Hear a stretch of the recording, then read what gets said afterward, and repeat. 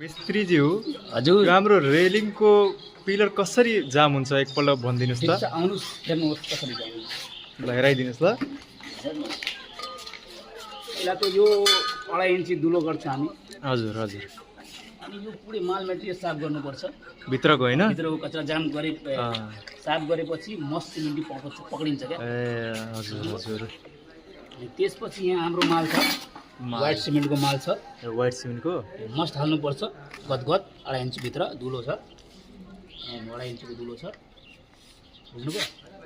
त्यो माल हालेर हात धुनुपर्छ किनकि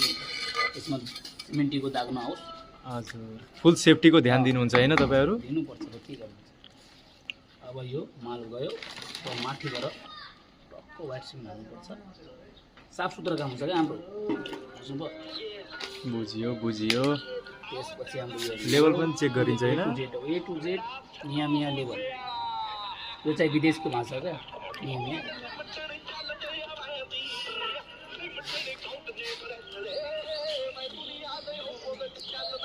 ए टु जेड फिनिसिङ जाममा पनि ए टु जेड लेभल भयो अब यो भयो कपडा हाम्रो चाहिँ साफ सुथरा गर्नुको लागि भयो जाम हुन्छ अब यो 12 घन्टा सुकेपछि पुरै हार्ड हुन्छ बुझ्नुभयो बुझेँ ल धन्यवाद